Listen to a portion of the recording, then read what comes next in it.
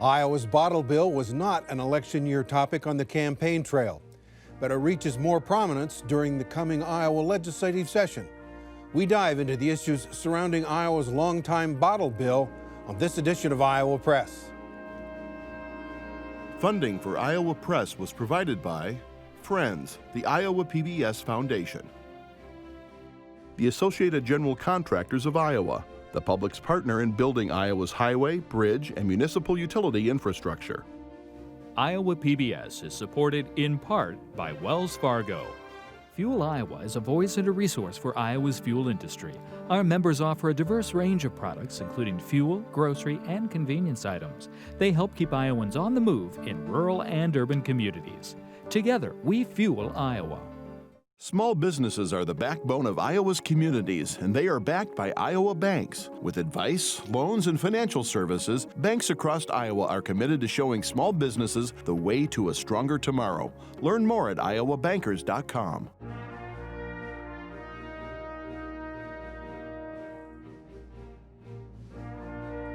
For decades, Iowa Press has brought you politicians and newsmakers from across Iowa and beyond, celebrating nearly 50 years of broadcast excellence on statewide Iowa PBS. This is the Friday, January 1 edition of Iowa Press. Here is David Yepsen.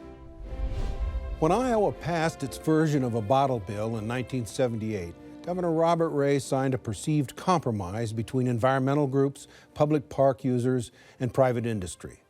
Iowans paid an extra 5 cents per can or bottled beverage to encourage recycling and make way for cleaner parks and roads that were once filled with trash. But in recent years, grocery stores have pushed back on the state mandate that they provide on-site can and bottle redemption. And during the COVID-19 epidemic in 2020, some grocers stopped the redemption practice altogether. So to gather more insight on Iowa's bottle bill controversies, we're joined by Michelle Hurd, President of the Iowa Grocery Industry Association, and Troy Willard, owner of the Can Shed Redemption Centers in the Cedar Rapids and Iowa City areas, and a member of the Iowa Recycling Association. Welcome to you both. Thanks for taking time to be with us to talk about this issue. Thank you. Thanks for having us. Also joining the conversation across the table is Kay Henderson, News Director at Radio Iowa. Michelle Hurd, I'll start with you. I've gone to the grocery store, I bought a 6-pack, I paid 5 cents a can. What happens next? Just briefly. So briefly, just starting at the very beginning, when retailers purchase products that are in the bottle deposit lot, they pay 5 cents to the distributor. The retailers then charge the consumer 5 cents, and then the consumer, when they redeem their product, either at the redemption center or grocery store, they receive their 5 cents back. And then the redemption center or the grocery store then will return the containers to the distributor while they receive the 5 cents and a 1 cent handling fee. So that's kind of how when you follow the nickel in the bottle deposit law. Troy Willard, how do you explain the bottle bill? Yeah, essentially the same way. You know, it's a cycle where each participant in whether you're the manufacturer, distributor, retailer, consumer of that product is playing a role in making sure that, you know, this nickel is passing through the system, but the container as well is assuring that it's going to get recycled. Okay. And we've tried to give a little overview of how it works, but I want you, starting with you, Troy Willard, describe what's wrong with the bottle bill and what should the legislature do about it? Well, you mentioned it was passed in 1978, implemented in 1979. And things really with the bill have not changed over time. And obviously, there's whether you're looking at the costs associated with handling the containers, whether it's a retailer or a redemption center, the penny that they're reimbursed for that isn't enough to cover that. And you know, we've seen issues with the types and brands of beverages that people are consuming. And the way the law was written originally didn't foresee the types of beverages we have. So there's a lot of beverages out there now that don't fall under the definition of a beverage container according to the law. That could be fixed. And Michelle Hurd, same question to you. What's wrong with the bottle bill and what should the legislature do about it? Well, I think, we all have had a conversation about the bottle bill, many conversations over the years. And I think one thing that we all could recognize is that the bottle bill currently is not operating optimally. I share Troy's, I understand where he's coming from with the 1 cent handling fee. We operate our redemption portion on the same 1 cent handling fee and have for 40 years. In addition to that, our industry has talked over the years about our safety and sanitation concerns. Operating a redemption center inside a grocery store where their primary concern is providing clean stores and providing consumer safe food is problematic. So I think that's one issue that we like to talk about. In addition, I think we also have a law that is not uniformly applied or enforced. There are several issues there that I'd love to talk about. One is dealer inequity. As Troy talked about what's changed over 40 years, in an increasingly competitive environment, we have more retailers that are looking to be in the food and beverage sales business. So by example, 40 years ago, you might not have had dollar stores that sell beverages that are contained in the bottle deposit law, or maybe hardware stores. They're now directly across the street from your hometown grocer, competing and not playing by the same rules or being held to the same standard. I think those are a couple of things we'd like to talk about. Excuse me, what's the standard you want them to have? All dealers, according to the law, need to redeem containers that they sell. And so if they sell them, they need to redeem them. I think you'd find often that there are folks in the dollar store format and hardware stores that, consumers may not realize that, they're not your grocery store, but they sell the beverage containers. They should also have to redeem. Right. Troy Willard, what is the preferred option if the legislature is going to tackle this issue and either redo or get rid of the bottle bill? What is the preferred option of your interest group? As far as the place of return? Correct. Yeah. So, one of the key elements to a successful bottle bill is the number of opportunities or points of redemption you have to return them. And, all in the vein of consumer convenience. And, the old adage is if you buy it, you should be able to, take it back there.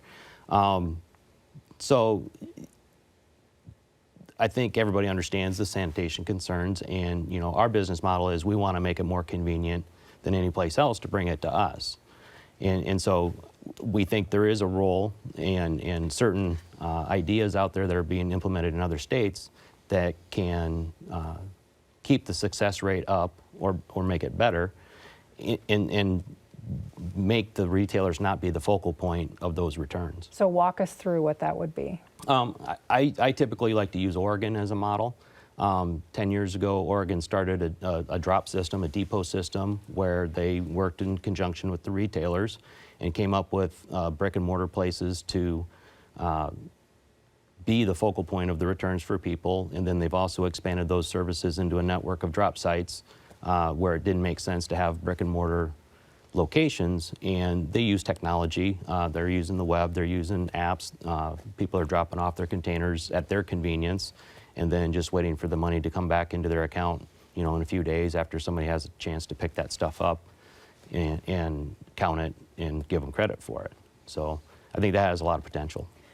Michelle Hurd, we're talking about crafting in this state a compromise between grocery store owners and people who run redemption stores and consumers.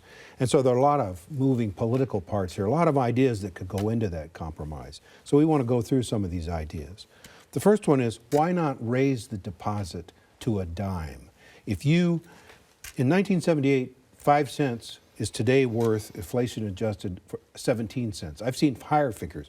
So but the bottle deposit has not kept track. So can you, what's wrong with raising the deposit to a dime?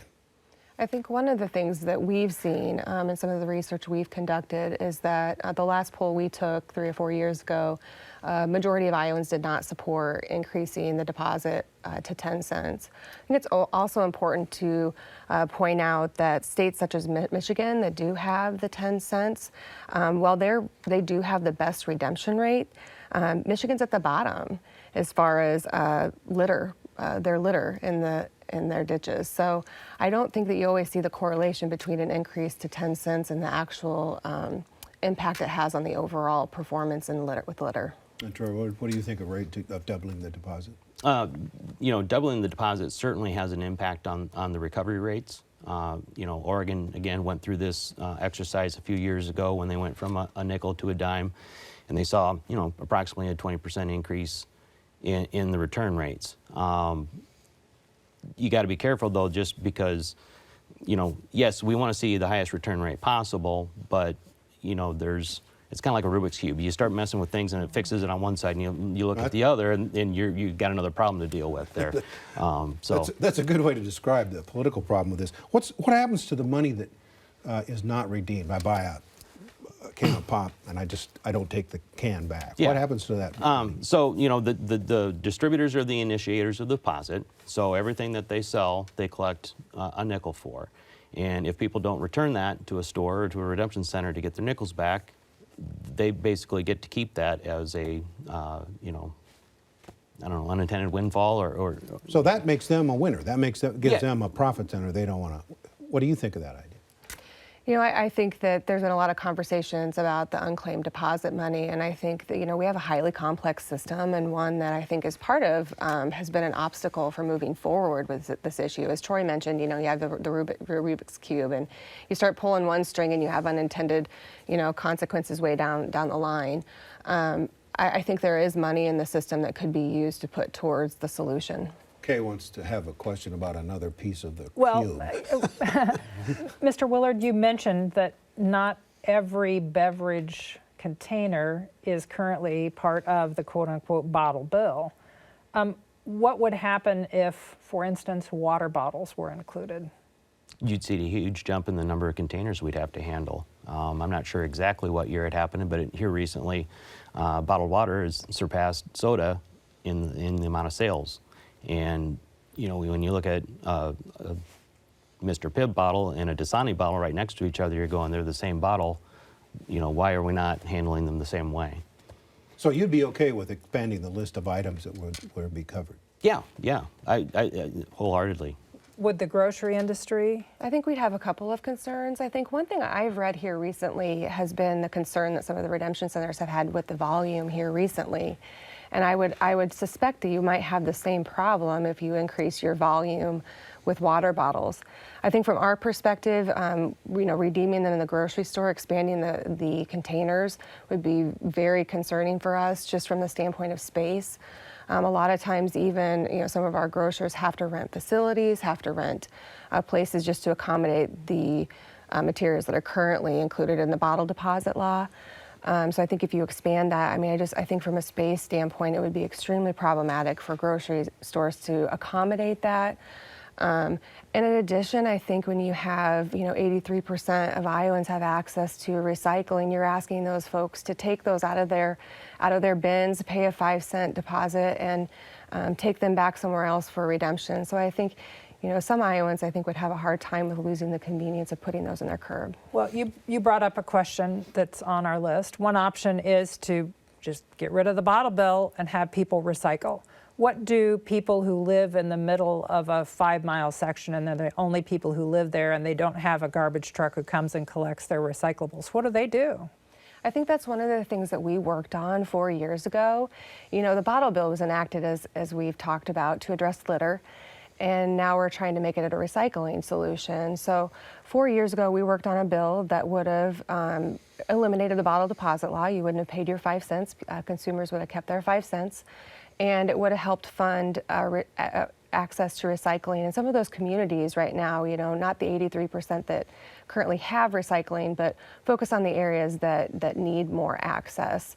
So we really, again, we're focused on trying to place the funds in the places we could that really need that additional access to recycling. Don't grocers have some responsibility here to the community? You guys make money off of these products, particularly alcohol. And isn't part of selling that something that you ought to take some responsibility for cleaning up the trash? I think grocery stores are obviously an important part of all communities, and we do take our role and responsibility in all of this very seriously. And why have you opposed this all this time? You know, over the years, we have continued to try to be a part of the solution. I think there is a misperception that the grocery industry is trying to purely just scrap the bill, and when in fact we have not. Okay. We've worked on legislation to expand recycling it would have eliminated the bottle deposit law, but in the end would have expanded recycling options in Iowa. But also the last 2 years, we did work on a bill. You know, if we're going to keep the bottle deposit law in place, we've supported a bill that would have increased funding to the redemption centers. We full-heartedly support a expansion and a broad network of redemption centers across the state of Iowa. Quite frankly, that helps our industry access some relief. So we have also supported bills and provided legislation that would help fund redemption centers as well. I gather, Troy Willard, you'd be comfortable with a plan to expand the number of redemption centers. I mean, the compromise could easily be raise the deposit, expand the list of items, give the grocers what they want, what they've always wanted, get them out of being the garbage dump that they don't like to be, and then give your industry some of this additional money and fund redemption centers. Yeah, there certainly needs to be more money in this system to make it a viable financial model. And it all goes back to, again, the convenience for a consumer to do that. And a lot of factors that go into that are, you know, the population base, the number of containers that they're drinking, if it's an expanded bill or the bill as it currently sits. And, you know, you got to have the participation. Raising the deposit encourages participation, but you also need to make sure you're increasing the handling fee as well, because that's the only way that redemption centers are going to make it. Well, tell us how many redemption centers there are today compared to 20 years ago. Oh, it's far, far less. There's never been a really good, solid number to go to. The DNR website, a lot of times, the number that they list, a lot of times are already out of business by the time that's hitting the website.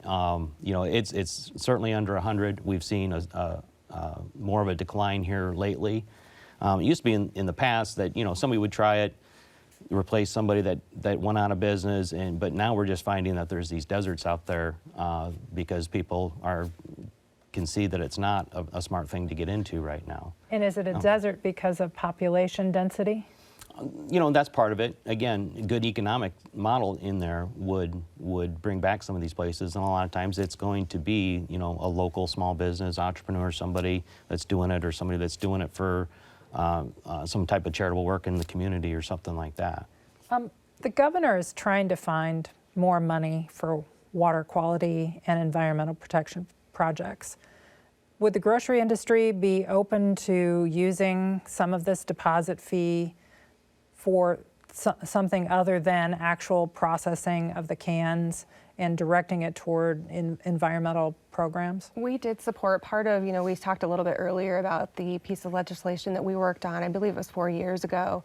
It did keep that 1 cent handling fee in place and did actually go to help fund programs like you're talking about, whether it's expanding recycling, incentivizing making progress on the diversion rate, and all those environmental programs. We would support that. We supported that then, and I think that we would be interested in looking at legislation that would address that as well. Mr. Willard, my friend Lee Rood at the Des Moines Register had an excellent series here recently about this bill, and in there she reported some are talking about setting up a redemption center for every 25,000 people, which would give you about 10 of them in the Des Moines area. But as Kay said, there's some areas where there are not very many people. Is that a good metric for us to use? Let's set up one redemption center for every 25,000 Iowans. You know, I know some of the systems they've put in place recently in Australia. They've shot for one for every 12,000 people. You know, I think it. You know what it is in Oregon? I don't know that they quantify it that way. You know, each individual state or country or province is doing this stuff. They kind of cater it to what their needs are. What about how many redemption centers would we need? You know, I think currently, if you look at, we talk a lot about access. I think, you know, and I talked about the lack of enforcement on our law right now. Currently, according to the Iowa law, the beer wholesalers are supposed to provide a recycling facility in every county seat in the state of Iowa. I'm not sure that that's happening right now. What do we have to do to enforce that? I see Fairway says we're not taking any more cans back. It's a misdemeanor penalty. How do we help get corporations to obey the law? I think there are a number of different ways in which the law is not being enforced right now. I talked a little bit about the dealer inequity. There are dealers out there that have never redeemed cans and bottles. You also have, I mentioned, that the beer wholesalers need to have a recycling facility in each county seat. The convenience standard, which is the distance in which a retailer needs to be from a redemption center in order to utilize and get the relief from a redemption center, that's never been properly defined. What do you think? Well, yeah, there's a lot there. So specifically to the requirement for a beer wholesaler per every 25,000 people, actually the way that statute or that part of the statute reads, that's supposed to be for smashed containers that aren't eligible to be redeemed. So basically when a container comes to us, it's supposed to be intact. It's supposed to be able to stand on its own. It's supposed to be able to hold liquid. It's supposed to be able to read the embossing on it that says it's deposit eligible. So that section is just basically saying, hey, if you got a smash can, if it's roadkill, if somebody's mishandled it, we want to make sure these get recycled, and they should go back to the beer wholesalers. So it's really not the beer wholesaler's responsibility to have a redemption center in each site for people to bring any type of nickels and containers back to. One of the societal benefits that occurs, and it was one of Bob Ray's arguments for doing this, I remember him talking about, people don't just go out and pick up the can, they also pick up the cigarette pack and the paper, the potato chip bag, and it cleans up Iowa's roadway. And boy, if you ever drive through Illinois, you can sure see the difference in the ditches and roadways there. So, Troy Willard, what about that argument for strengthening and expanding the bottle bill, that it has that ancillary benefit that Bob Ray saw? Yeah, that certainly is. If you're going to compare studies on litter, you got to make sure you're comparing apples to apples. Some studies they're looking at, walking the roadways, and it's a 300-foot zone that they're doing their piece counts on. Some other places it's only a 15-foot zone. So you got to make sure that when you're looking at the data, that you're comparing apples to apples. I think it stands to reason that the people that are going and doing the walks and picking the stuff up on the roadside certainly have maybe just a different mindset morally about whether or not litter and picking up stuff is something that they should be doing. So they're doing the right thing. So. Michelle Hurd, I'm not going to ask you to place a bet here, but do you think this issue will be resolved in the courts, or do you think it will be resolved by legislators, lawmakers? I think we've tried for many, many years to take it up at the Capitol and to find a compromise, and we will continue. I know our industry, and there are more than just Troy and I and the redemption centers involved in this issue. And I think you can see by the people that are here continuing to have the conversation, we continue to want to work towards a legislative solution. However, if we can't reach that, we do have some administrative actions currently taking place where we are looking to try to have the law uniformly applied and enforce some of the topics that I talked about with the dealer inequity, the convenience standard not being properly defined. So. Well, you mentioned enforcement is difficult. Forget the misdemeanor. Government has a way of imposing sanctions on all kinds of behavior.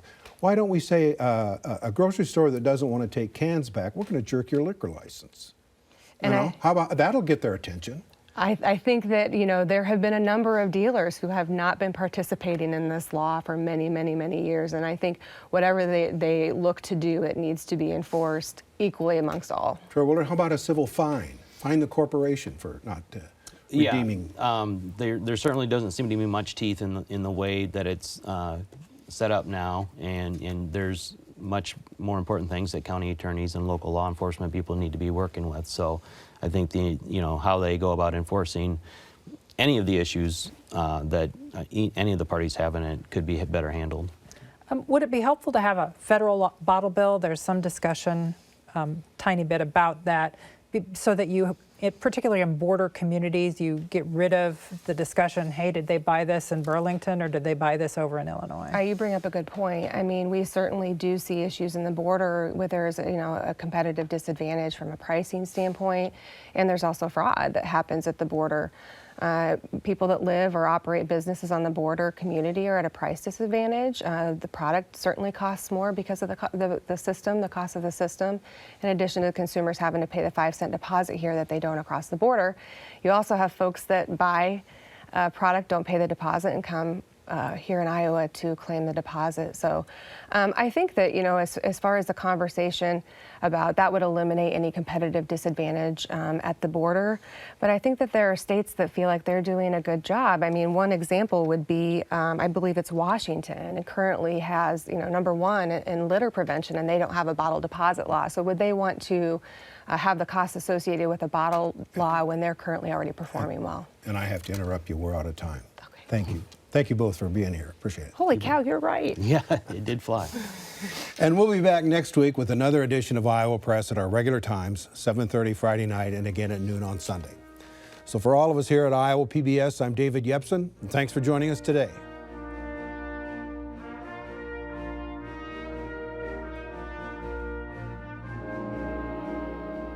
Funding for Iowa Press was provided by Friends, the Iowa PBS Foundation, the Associated General Contractors of Iowa, the public's partner in building Iowa's highway, bridge, and municipal utility infrastructure.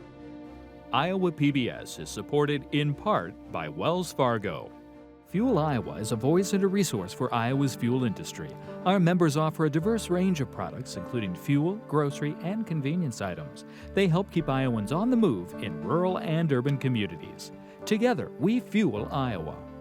Small businesses are the backbone of Iowa's communities, and they are backed by Iowa banks. With advice, loans, and financial services, banks across Iowa are committed to showing small businesses the way to a stronger tomorrow. Learn more at iowabankers.com.